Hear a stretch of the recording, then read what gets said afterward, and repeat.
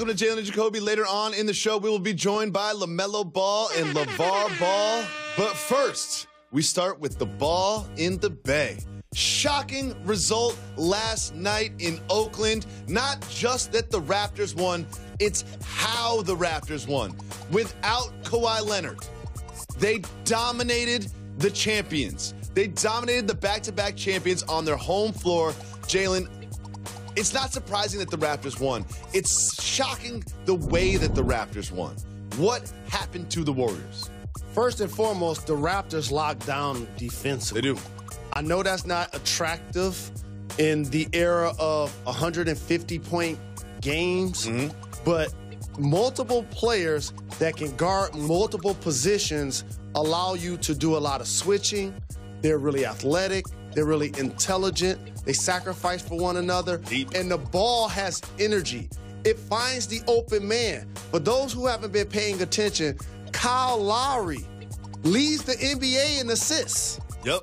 And outplays Steph Curry points and assists in that game. Van Vliet is one of the best backup point guards in the league. Without Kawhi, you put him in the lineup, that becomes your backcourt. Danny Green did a terrific job defensively, regardless of who he was checking.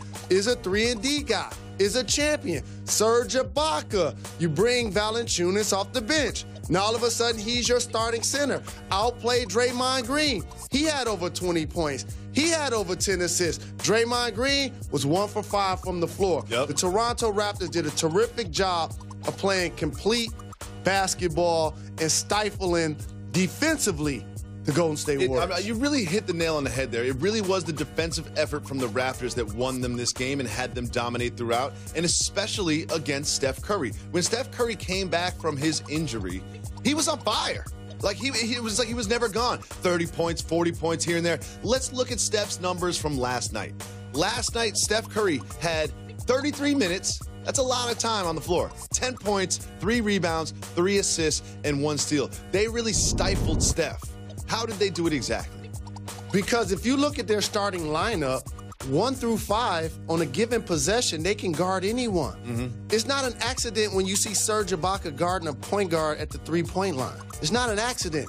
And if you beat him, here comes Pascal Siakam. He's 6'9" with go-go gadget arms, is athletic, contests everything, and they do a great job of communicating, pointing, talking, understanding the game plan. Kevin Durant got off, but nobody else did. Yeah. And that's what you got to do if you're playing against a great team like the Golden State Warriors without Kawhi Leonard, one of the top players in the game. A lot of people look at this as a finals preview, and it's a long time until we get to the finals. But, of course, after the game, you know, the media's going to do what media does. They're going to ask Kevin Durant about the Raptors, and here's what he had to say. The leaders of that team have been through some wars, so I wouldn't call them a young team, or I won't say them beating us 2 times is going to give them extra confidence. They've been balling before that, and they're going to be balling after they beat us. So,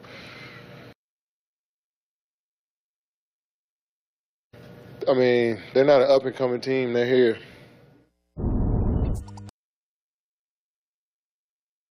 They're not an up-and-coming team. They're here. So, Jalen, whenever we talk about the Raptors, they are plagued by this reputation. Regular season success. About this footage is this is the game I literally broke my hand. And so Michael Jordan has the flu game. This is my broken hand game. That shot right there, I remember that. And so I'm whispering to my teammates, my hand is messed up. You throw me an outlet pass, you got to hit me on the right side. And so Cliff Robinson, left post, had the ball, tried to swipe at it. I played it, I've done a million times as a player, shattered my hand. And from that day and date you just recalled, I still have a plate and 5 screws in my hand from that game right there. And you still managed to score 19 points, grab 3 rebounds. But how do you play 35 minutes and only get 2 assists? Like, I had a broken how do you play hand. 35 minutes and you can't fall into 3 assists? Like, you can't even get, like, just kick out to a shooter or something? You are such my brother. You're such a tough critic. 35 minutes and 2 assists? You're a guard. I had a broken hand. How do you expect me to pass the ball? You can't use the broken hands as an excuse when you score 19 points. I just watched the footage. You can shoot fine. I guarantee you, that last shot in the paint, I literally shot it like this because I had no range of motion in my hand. I have a broken hand. This ain't like the flu game where we're speculating if Michael Jordan was sick or he was hungover. I had a broken hand. What do you want from me? I had 19 and we won. I want 5 assists. That's what I want from you. What about the dub? I want a smaller uniform and I want 5 assists. That's what I want from you. And for those who do any traveling, you can't get a direct flight very often from the Bay Area to Toronto. So I recall having to fly to Phoenix with the squad and then fly all the way in the middle of winter back to Toronto to get my surgery. How long were you out? I was out 10 games. If I recall. I came back and played with a Michael Jackson glove with a little cast on top of it. Well, overshadowed by that Raptors-Warriors game were the Pelicans hosting the Thunder. Look at the Pelican play! Now, the Thunder have been hot lately. Ever since that slow start, they've been one of the best teams in the West, and the Pelicans, they're kind of on the bubble. Guess what? Anthony Davis had his second straight 40-point game. He had 44 in this one. Right now, the Pelicans are 15-15.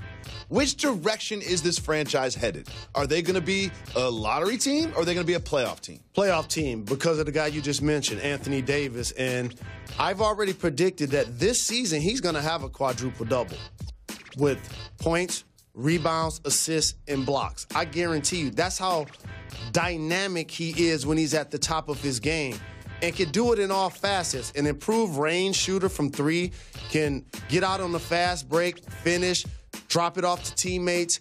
But the vast improvement, and people know about Drew Holiday, especially after how he played in the playoffs last year, has been with Julius Randle. Just think about this. The Lakers just let him walk for nothing so they can potentially get a max player in 2019. This guy is not only like giving them stout defense that people don't give him credit for, but he's like a little Swiss Army knife. People forgot about Julius Randle. Yeah, ever since he's not wearing the purple and gold anymore and he's in New Orleans and people are league pass watching New Orleans play, Julius Randle's had himself a nice season. Etuan Moore gives him quality minutes, and so Alvin Gentry's done a terrific job with this young basketball team, so I anticipate that they will be a playoff team. Do you still think this is Anthony Davis's last year in a Pelican uniform? I do. Do you still I gotta own what I said. Do you still think Anthony Davis is going to be wearing the purple and gold? I have to own what I said, even if I don't want to. You know why? Because everybody done took it and ran with it like it was theirs. But you already know this is the industry tastemaker program right here. Jalen Jacoby. Well, this is something I need to ask you. You know, some headlines come across the ticker, and I'm like, is this something or nothing? I need to get Jalen Rose's opinion on this. The Lakers were having a practice. In the practice facility, there's like a little balcony area up top where people can look down on the practice, and there's a shadowy figure up there. No one really knew who it was. And the media went to Luke Walton, and they were like, so have you spoken to Phil Jackson yet? And Luke was like, huh? Phil's here? I got to go up and talk to him. Phil Jackson was at a Laker practice. There's a lot of levels to this. He doesn't have a good job right now. He didn't talk to Luke Walton. We know there's a little bit of tension in the history between Phil Jackson and LeBron James. Is it something or nothing that Phil Jackson attended a Laker practice? It's always something when you have the level of achievement of a Phil Jackson. In particular, the 5 championships he won with the Los Angeles Lakers, and we know about the previous relationship he had with their owner, Jeannie Buss. And so to have his support and for him to be at the facility means something morally, but physically and psychologically, it means nothing to the basketball team. Because while Luke did play for him, and obviously he loves him, they won championships together, and I'm pretty sure is a mentor to him, it doesn't affect the dynamics of this year's team. I don't think he's going to be their coach. I hope people don't speculate that. And so for him, it's great that he can actually show his face again. Is he just a tourist? Is he just a tourist or he's working? Now, you got to remember. Is he visiting or is he working? The one thing about this industry is your last moment sometimes is the one people remember. And there are a lot of people who root for the New York Knickerbockers that will slander the name of Phil Jackson. But you say sometimes, but in Phil Jackson's case, people will remember him as the Los Angeles Lakers coach. They will not remember him as the terrible, awful president of basketball operations for the New York Knicks. And he only won 6 championships with the Bulls with Mike and Scottie. So he's an all-time great. let's not speculate that he's going to be their coach because he will not be. Coming up next on Jalen and Jacoby, we'll be discussing an interesting overtime contest between the Celtics and the Wizards. And later on in the show, Jalen Rose, we will be joined by LaMelo Ball and LeVar Ball. That is all coming up on Jalen and Jacoby. NBA on ESPN on Friday night. The Pacers head into Philadelphia to take on the 76ers. That starts at 7:30. After that, the Thunder and the Nuggets, two of the top teams in the West, face off at 10 p.m. And check this out. The Christmas Day lineup is here. And no, I'm not talking about Jalen Rose's haircut. Look at all these games on ESPN and ABC all throughout the day into the night. Come on, get up. They'll be talking about the big game tonight between the Chargers and the Chiefs and much, much more. Live from the Heineken River Deck here on Pier 17 in Lower Manhattan. Welcome back to Jalen and Jacoby. Jalen Rose, a lot of great action in the NBA. We've only spoken about some of it. The Celtics and the Wizards went into overtime in a game in which Kyrie Irving kind of took over at the end. There he is with a little dime drop-off for Jason Tatum. This was a sneaky play by Smart where he grabbed Jeff Green's arm and got the foul. At the end of the game, Kyrie Irving hit 2 tough threes to give the Celtics not just a win, their 7th straight win. Jalen Rose, what does the Kyrie takeover at the end tell you about their philosophy and what they're doing? The Celtics have real depth because Al Horford wasn't there. He's dealing with an injury. And Gordon Hayward didn't play either, which means more minutes for Terry Rozier, who made a name for himself in last year's playoffs. And now all of a sudden you get Kyrie, almost a version of how he was able to play in Cleveland, where he can be aggressive, keep the defense on his heels. Now, John Wall was having his way, too. He had over 30, had a double-figure assist. Watching those guys go back and forth at it was really a terrific battle. But Kyrie taking over in overtime, in particular, that big three you just showed, highlighted the fact that you can't relax. John Wall literally just looked towards the pick, and he just raised up from deep. That's just greatness, finding a way to be successful out there on the floor.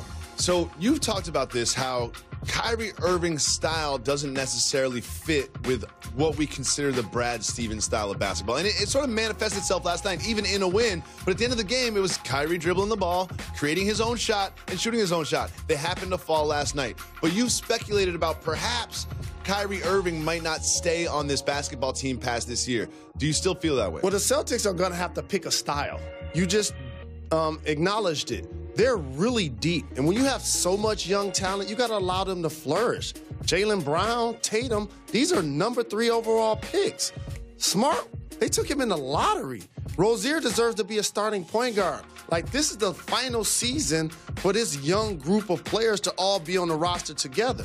So the question now is going to be, are we going to grow with that young group and allow them to play ball movement, pace and space, cutting type basketball? Or are we going to allow our guy who's been a champion, that's shown to be one of the best isolation one-on-one takeover players in the game, play his style? For Danny Ainge, is this his opportunity to cash in all of his chips?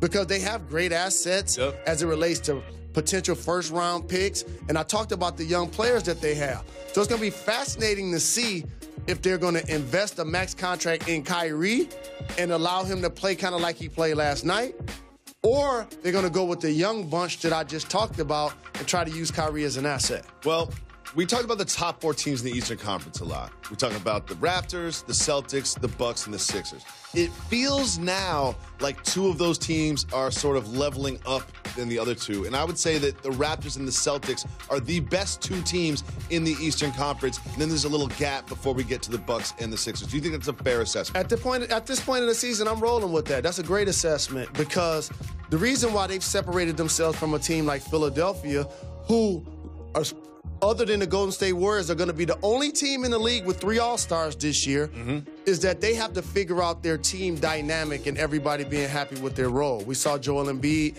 not being happy with the coaching staff about how he's being used recently and whatnot. But once they get into the playoffs, a shorthanded, when you're playing less guys, you're playing 8 or 9 guys. I mean, you put Joel Embiid, Ben Simmons, along with Jimmy Butler out there with J.J. Redick, like that's something special. But right now, I would have to agree with you. The Toronto Raptors have established themselves as a clear contender. We know what the Celtics can do, but that's the same Celtics team that beat the Sixers without Kyrie, that added Jimmy Butler. So it's going to be great theater, and obviously the Bucks. Coach Bud has done a terrific job developing the rest of their roster, and the Greek Freak is going to be in best player in the game conversations for years to come. A couple of teams that look to be in the Eastern Conference playoffs faced off last night in North Carolina, with the Pistons heading into Charlotte to play the Hornets. This one got interesting at the end. It was a very tight game at the end. You get to the last possession, and we've got Jeremy Lamb here hitting a game winner. But there was a little bit of controversy. Malik Monk ran onto the floor during the shot, and then they called a tech on him, and then here we have the GOAT slapping him on the back of the head. Jalen Rose, how do you feel about Michael Jordan, the greatest of all time, slapping him on the back of the head? I love that kinship. It was more of a fatherly, big brother, homie, friend type of love tap. Yes. It's the kind of love tap you could tell that they probably gambled together before or played one-on-one together before. Like, he's around the team. It wasn't like he just transplanted himself in for the game last night and everybody was in awe because MJ was there. So I appreciate that. He's the only owner in the history of sports that could get away with that and we not look at it some Steve type Ballmer's of way. not doing that. No question about it. And so, like, I appreciate that he has that level of respect and friendship with players that all idolized him. Like, just think about this. The rest of the world that doesn't make it to the NBA idolize Michael Jordan. Buy his shoes, like, hang on every word that he says, and can tell you everything about his career. Imagine how a player feels. Of course, if you're dedicated to the game, like you sacrifice your entire life to play the game, going to practice in high school and in college. Hold on. Now you make it to the league and play for a squad? Hold up. You think Michael Jordan is still playing one-on-one against the Hornets players? Yes. You think he's still playing one-on-one against the Hornets players? You think he's taking some L's? Yeah. He probably takes some L's. Yeah, he takes some L's. He probably does. Of course, you can't win every one-on-one game. Yeah. He can't defensive slide. He probably cheats. He probably calls every foul. No question. And it's a great way for him to stay in shape. Well, he needs to play some more one-on-one then. But you know what I noticed? You can actually say that about any man once he get over 40. I'm trying. Coming up next on Jalen and Jacoby, we will be joined by LaMelo Ball and LeVar Ball. Don't touch that dial. We'll be back with the balls right after this. Latrell Sprewell said this about Reggie Miller. Hold on, hit the brakes. What? Reggie Miller is my older brother, okay? And Latrell Sprewell is my sibling. So I'm trying to figure out where I'm going with this. What's the difference between older brother and sibling? It's a big difference. Okay. That's why I acknowledged them that way. You have a very large family. Yeah. Today.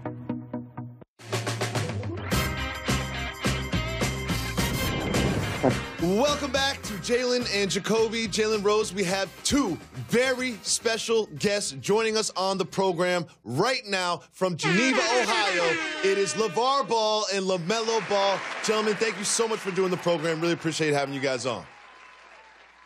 What up, y'all? How y'all doing? What's happening? Thanks for coming on. Appreciate the love. Anybody that's ever heard me speak into a microphone know how much I admire, appreciate, and love the Ball family movement. Not just the fact that they're talented athletes that have an entrepreneurial spirit, and obviously their dad is a figure that has become larger than life, LeVar, in a lot of ways. I have to ask you, LeVar, since you're on the program, will you guys adopt me? Can I be a part of your family? I never met my dad growing up, and you're a terrific cook. You're a great coach. You have a baller brand. Can I be a part of the family, please? Jalen, you officially part of the Big Baller brand. The family. Yes. We got you. Good. LaMelo, obviously you are a very exciting prospect. What is your basketball future after this year at Spire? Is it going to be college? Is it going to be something else? You're going to take a year off and go to the league? What is your basketball future, LaMelo? Right now I'm just hooping, but basketball future, either college or G League. A little program they got going on, that or college. are you eligible to play college? That's something that's been up for debate. Yeah. I don't see why I wouldn't be. LaMelo, you're in Ohio playing for Spire. Your head coach is a good friend of mine, Jermaine Jackson. So can you talk about your journey from Chino Hills to Lithuania, now playing in Ohio, doing a terrific job? Yeah, Lithuania, I mean, I learned a lot there. And then growing up with my dad, I learned a lot from him. And right now, just putting all the pieces together, you feel me? And then just playing basketball. And yeah, JJ, great guy and great coach. That's probably the best coach I have after my dad. He reminds me of something like him, kind of. So what do you guys think about some of the teams like Oak Hill and some other teams that have decided not to play Spire because LaMelo Ball has joined the team? That's a question for me or him? For both of you. Oh, I know you ain't that question ain't for me. I can tell you why, straight up and down. They scared. Scared of a 17-year-old who's the killer. And hey, I was thinking about Oak Hill too. I tell you, Oak Hill, they played my baby when my boys was babies and they almost lost. Then they came to California and they almost lost again. The ball boys don't lose 3 times in a row, and now Melo's better. We will give them their worst loss they ever had in their entire life. Steve Smith might quit after that. We did the same thing to modern day. I told them the third time I'm going to beat you sideways. And that's what we did. First time they ever had a running clock on modern day. And we do the same thing. But everybody, they got these kids that come from, that play at universities like Gonzaga and Kentucky, that come from overseas that already played pro. Our boy ain't no pro, ain't been paid, ain't never signed no papers to say he got an agent. That's a family friend who did a favor for me. Our boys ain't never sat down and said, okay, this is going to be your agent. Let me sign this. Let me sign an endorsement deal so we can give you some money for these shoes. And ain't none of that. So he's not a professional. It allows him to go to college and do that.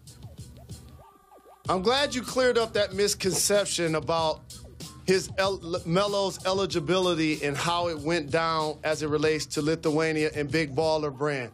So for you, LeVar, what do you say to those fans and media types that feel you've been a little more quiet and subdued this year? Is it because you had a talking to by the Lakers? Is it just that you've been traveling and busy? What is it? You're talking. Can't nobody quiet me up. Don't be scared of me because you can't get around like I get around. You got to have a blue book to follow me. I'm just not local. They thought I was going to stay in the United States. I've been in Russia, Germany, Denmark, Switzerland, London. I'm all over the place being loud. I'm a globally loud person. Just because you can't follow me and hear what I'm saying, that's on you.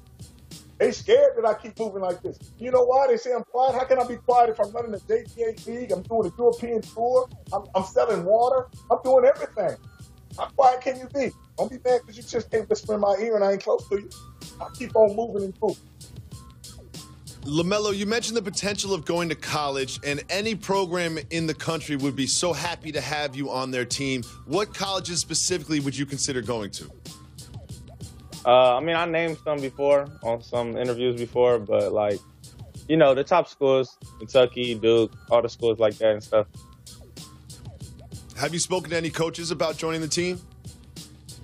Not yet. Nah, just been playing right now for Spire. LeVar, what advice would you give to parents of young athletes today? Because you've done a terrific job nurturing your boys. Well, I'll give them 2 advice. If they're going to keep watching sports shows all the time, listen to the brother man instead of the other man. And just find your journey to keep on going forward. Now, on me, always listen to your parents. If they get behind you and fight what you do, whatever they're going to do. So there's been some trade speculation about your son Lonzo, LeVar. How do you deal with that? How do you react to that? I react to that the same way I told him before. You want to trade my son, trade him. It'll be the worst move you ever did in your entire life. So I don't worry about no trade. I figure everybody going to be where they supposed to be. But if you get to worrying about trades and stuff, you're not going to do that. Lonzo's going to perform. I'm going to tell you guys this. Somebody is going to take all 3 of my boys, and we going to win. We going to hook up sometime. And like I said, I'm giving the Lakers the first right of refusal. Get all 3 of my boys if you want to win championships after championship after championship. They winners. They winners. Together, you can't stop them. They play at an ultimate speed.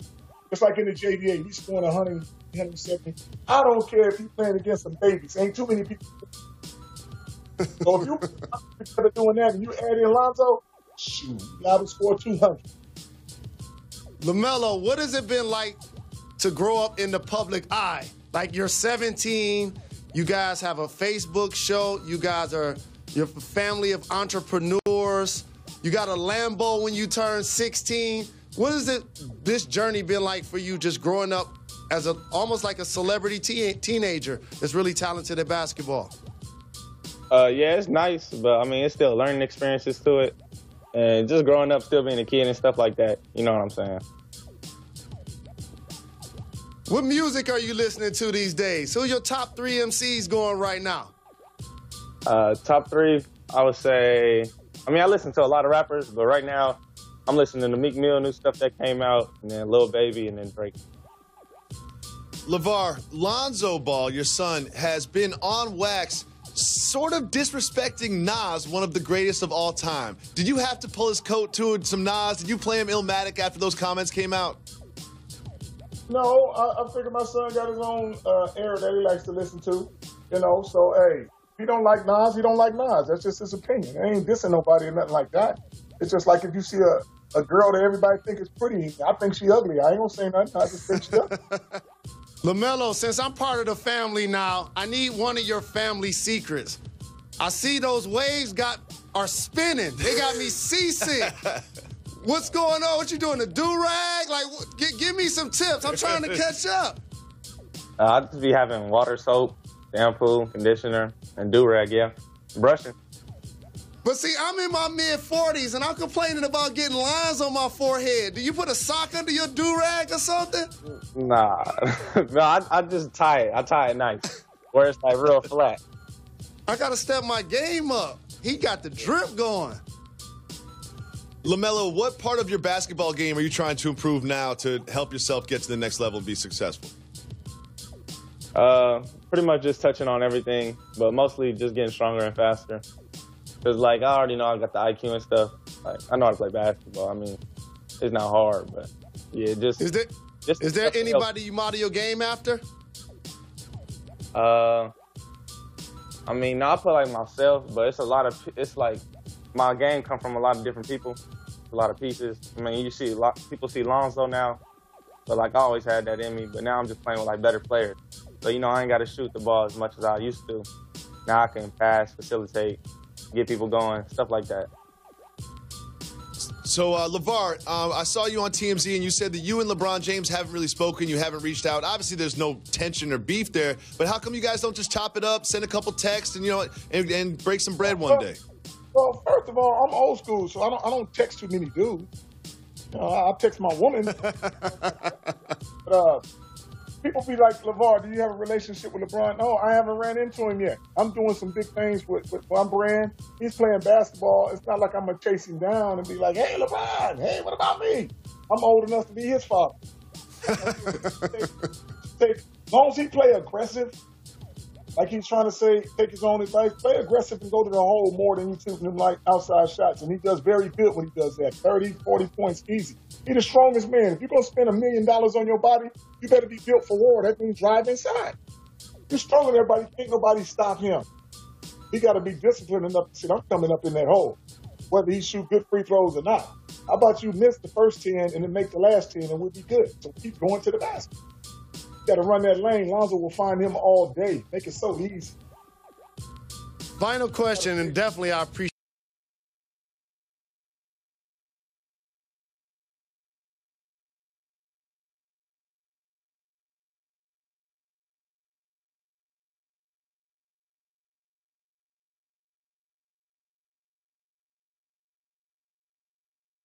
Tell you what, my son got 3 levels.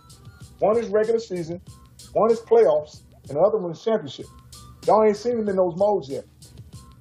When we get to the playoffs, he's going to do some things special to win. And when he gets to the championship, listen to me, I'll tell you, when you get to the championship, you won't lose. Guaranteed.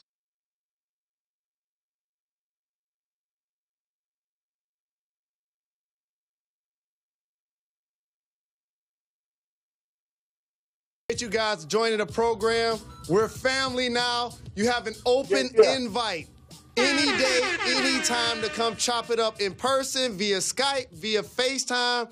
But definitely look forward to catching up with you guys in person. Appreciate the love. Cool. Thank you. Cool. Thank you. Yes, much love. Thank you guys, man. Appreciate you all. Take care. Thank you so much. We'll be back with more on Jalen and Jacoby right after this. All right. Jalen and Jacoby is brought to you by Geico. 15 minutes could save you 15% or more on car insurance.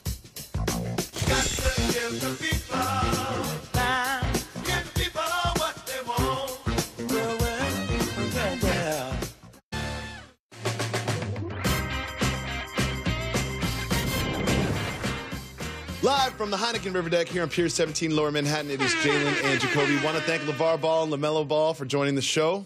And now it is time for me and you and Method Man to keep it moving. You see, not everything is worth discussing in sports and pop culture. So if you want to discuss it, you say hit the brakes. If you don't, we keep it moving. Are you ready, Mr. Rose? I'm just excited that I got adopted by the Ball family, and I get a part of that fortune. Jalen Rose, the most slept-on team in the East, is on a win streak, and no one is talking about it. Keep it moving or hit the brakes.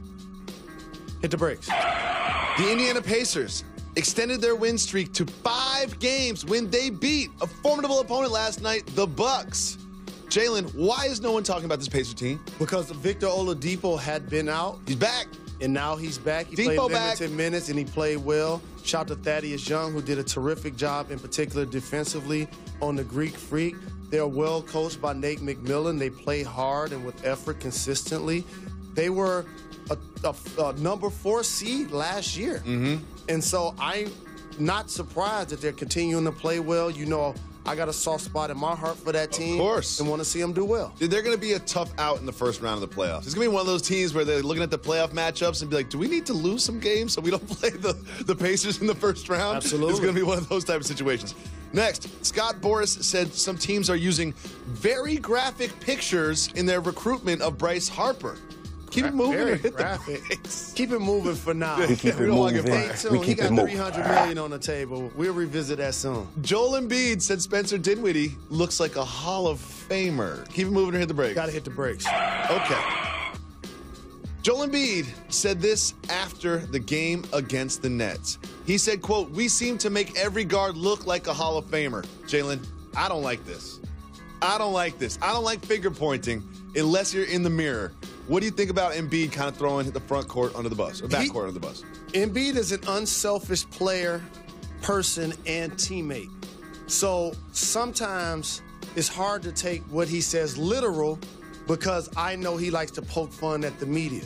But what he now has to be careful of, the comments about them having Butler and how he's being used, and now the comments about making every guard look like a Hall of Famer.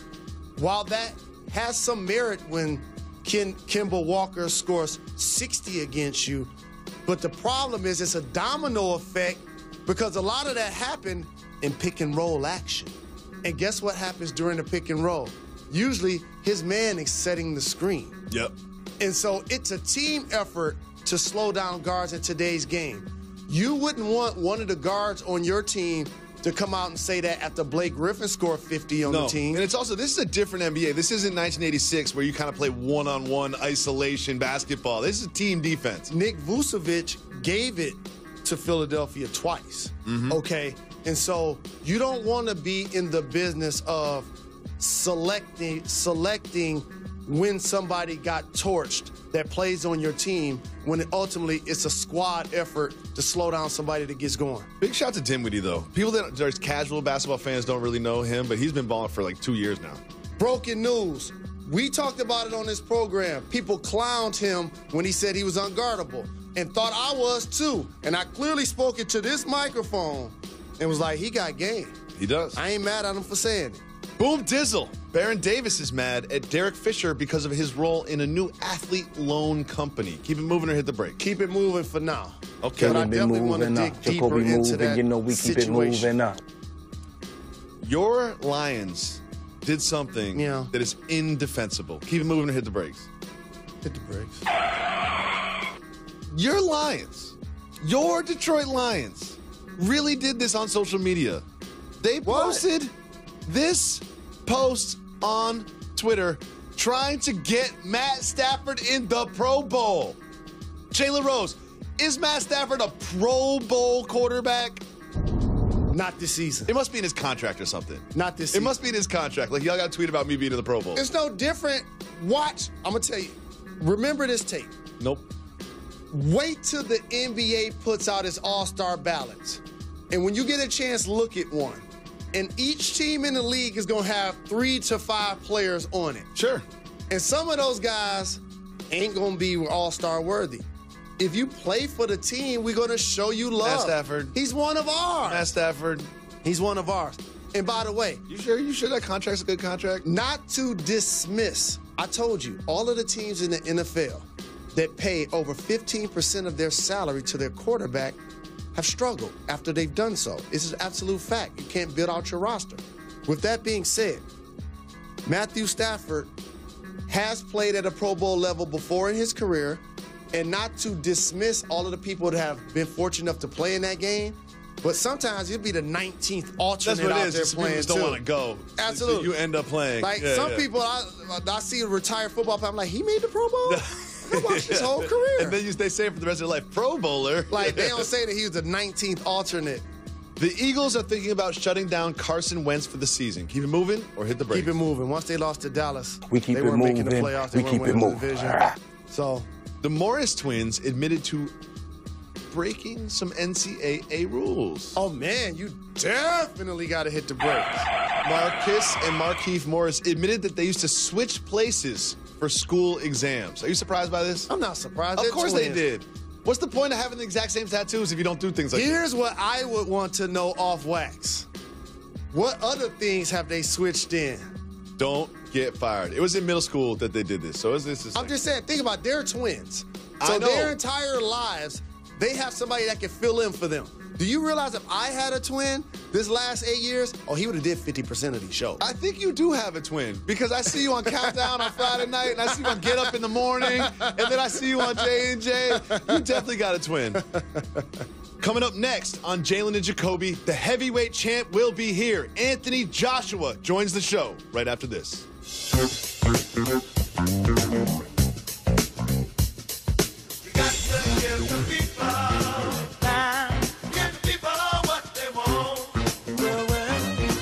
Destination. Welcome back to Jalen and Jacoby. We have The champ is a here. champ is here. Anthony Champ Joshua, is thank you here. so much for coming on the Thank show, you man. very Appreciate much. you. Join us. No, Appreciate thank you it. very much. So Thank you very much. 22 have tried. Yes. 21 have gotten knocked out. Sir. And we had another gentleman on our show, Mr. Wilder, after his fight against Tyson Fury. Yeah. And both of those guys made sure that they mentioned you after their bout. Free publicity, right? And how they mentioned All your press is name, good press. it was almost like you were ducking them. You know what's weird, right? Is that it's taken these boys 10 years in their career before they kind of found their voice. I've been in the game 5 years. I made 7 heavyweight title defenses. I'm Olympic champion. And I feel like, you know, they've been watching me from the outlines, and I feel like they've been building up a lot of envy. And watching those boys fight, I said, that should have been me really fighting for that championship belt. So I can see where they were coming from. And it's the first time I've sat back and watched a fighter and think, that should have been me. So I feel like over the years, how I came in the game so quick and I rose, I feel like they've been watching me from a distance and have been building up that envy. And I feel like now they've got a voice, it's just starting to spill out of them. And I can just see where it's coming from. But don't let that passion turn into envy, because I'm not a hater. You know, I respect what they're doing. There's enough food on the table for everyone to eat.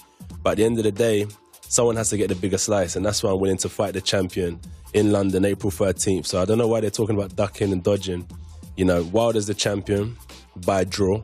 So I'm the champion. I've got 4 of the heavyweight titles around my waist. And if he's serious and he wants to fight, as I said, I'm willing. So I don't know where all this ducking and dodging story is coming from. Is it PR? Is it publicity? But in the reality, in the grand scheme of things, let's get it on, April in London. So when you sat back and watched that fight, because it was a great fight, you know, even just as a fan, when you were watching that fight, course. what went through your mind? I felt like, you know, Fury done well. You know, the whole story's, I'm not even going to get into it, but he had his issues we know. outside of the ring. And but I do feel like you have to knock out the champion. When Fury came over here, he should have known that I can't come here to outbox this guy and try to look slick. I'm coming out here to knock him out. And I think that's where he made the mistake. Wilder is with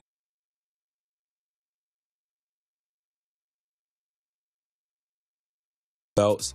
So I thought, this is my opportunity now, where they're going to come and approach me for a fight. But then I start listening to after interviews and post-fight interviews, and they're saying they're not interested in fighting me, they want a rematch. And I'm saying, why would you waste your time on a rematch when you can fight the other champion and declare yourself the best in the world, but each their own? So I'm just waiting to see what they get up to, and I'm just focusing on my plan B. Who do you think won the fight?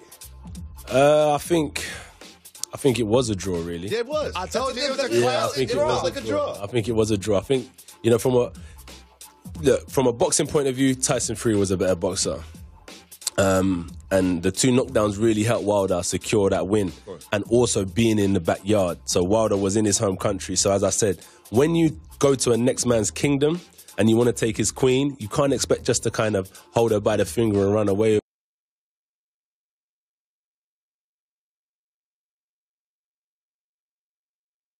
Do you know where I'm coming from? Why am I saying I'm going to fight the winner of the rematch another 6 months or 9 months down the line? Because you know it takes 3 months to train, another month to get the fight going, then they could get injured. While the opportunity is hot, let's get it on the table. Thanks now. so much for joining us on the show. Thank I want you to very thank the much. Ball family. We'll be back tomorrow with another Jalen and Jacoby.